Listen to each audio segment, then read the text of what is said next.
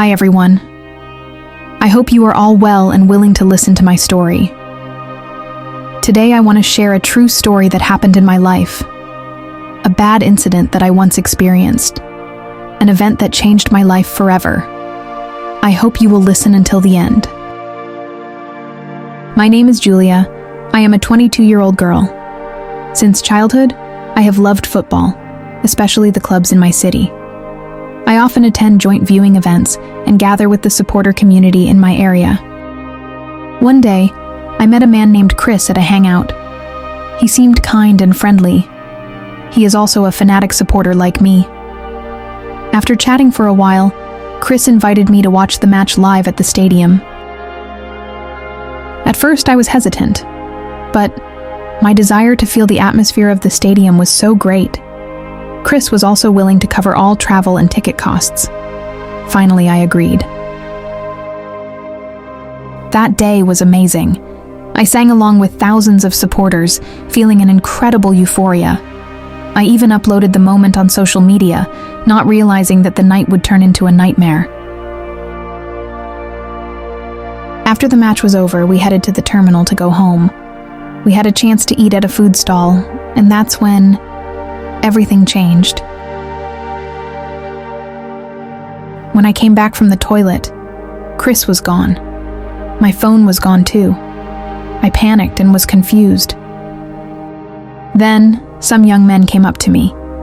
They were wearing the same club jersey as me, which made me feel a little calmer. They asked why I was alone, and I, without any suspicion, told them everything. They seemed sympathetic. In fact, 3 of them offered to help me find Chris. I followed them, hoping they really wanted to help me.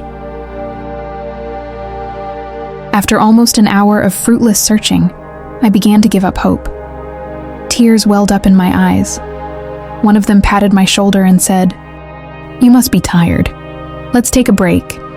There's an empty bus over there you can sit while you wait for Chris."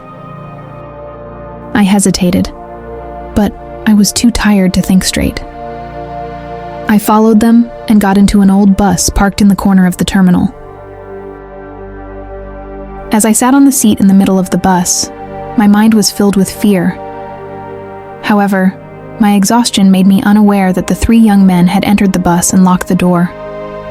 That was when I realized something was wrong. One of the young men suddenly grabbed my arm, while the others closed the bus door hard. I wanted to scream, but before my voice came out, one of them covered my mouth. "Shut up," one of them whispered, taking out a small knife from his pocket. In an instant, I was surrounded by the 3 young men. My body was shaking. My heart was pounding. Their hands moved roughly, pulling my wrists, pressing me against the worn-out bus seat. I tried to fight back, but my smaller body was no match for their much stronger strength. As they began to strip my clothes, my tears flowed freely. I tried to beg them to let me go. However, it was all in vain. My lower clothes came off in a matter of seconds. The cold night air pierced my skin, but even colder was the feeling of fear that paralyzed my entire body. One of the young men pressed my shoulders, while the other held my legs. In a matter of seconds, I lost control of myself. The excruciating pain spread throughout my body, making me almost lose consciousness. But they didn't stop.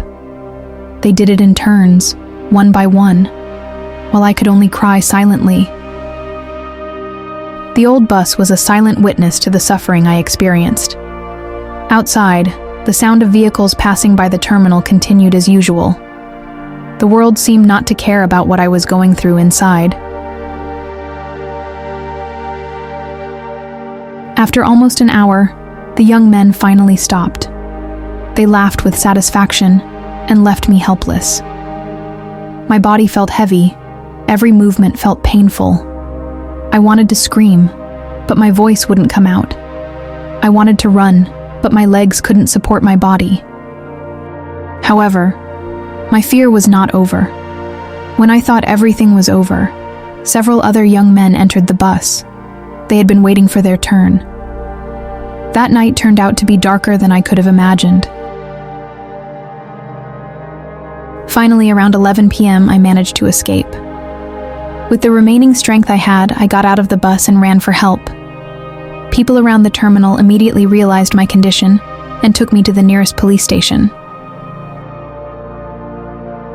The police took immediate action, and in less than 24 hours, several perpetrators were arrested. A total of 8 young men were eventually thrown in prison, sentenced to 12 years for the barbaric acts they committed against me.